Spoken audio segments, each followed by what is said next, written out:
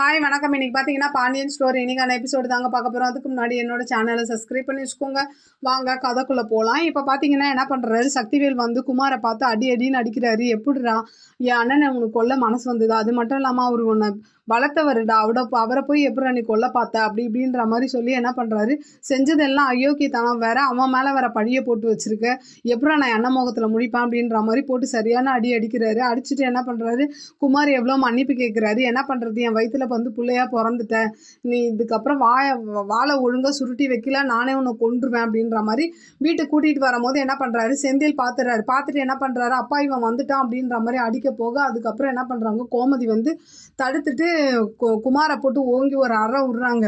விட்டதுக்கு அப்புறம் இவருக்கு கோவம் வருது. என்ன கோவம் வருது, ஒரு அண்ணனையே சாகடிக்க பார்த்துருக்கான், இப்போ என்ன பண்ண போற அப்படி இப்படின்ற மாதிரி ஒட்டுமொத்த குடும்பமும் திட்ட இதில் கோவப்பட்டு என்ன பண்ணுறாரு, சக்திவேல் வந்து குமாரை அப்படியே சட்டையை பிடிச்சி உள்ளே கூட்டிகிட்டு போயிடுறாரு.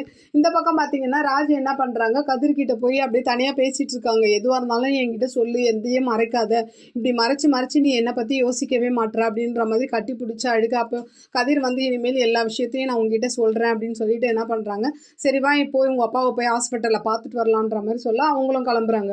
இந்த பக்கம் பார்த்தீங்கன்னா என்ன ஆகுது, குமார் உட்காந்துட்டு இருக்கு. அப்போ பழனிலாம் வந்து திட்டுறாரு, இந்த மாதிரி பண்ணி வச்சிருக்கானே இவன் அப்படின்ற மாதிரி சொல்ல அவங்க அம்மாலாம் போட்டு குமார் அம்மாலாம் போட்டு அடிக்கிறாங்க. அடித்தோன்னா அவங்க அப்பத்தா கிட்ட போய் மன்னிப்பு கேட்குறான் குமார். அவங்க வந்து மன்னிக்க மாட்டாங்க. டே அவன் உன்னை வளர்த்தவன்டா, எப்படி அவனுக்கு கொள்ள மனசு வந்தது அப்படின்ற மாதிரி சொல்ல அப்படியே இன்னைக்கான எபிசோடு முடியுது. பார்க்கலாம் நாளைக்கு என்ன நடக்குதுன்னு பார்த்துட்டு நான் உங்களுக்கு ரிவ்யூ கொடுக்குறேன். என்னோட சேனல் பிடிச்சிருந்தா லைக் பண்ணுங்கள், ஷேர் பண்ணுங்கள், கமெண்ட் பண்ணுங்கள். என்னோட சேனலை சப்ஸ்கிரைப் பண்ணி சப்போர்ட் பண்ணுங்கள். நன்றி, வணக்கம்.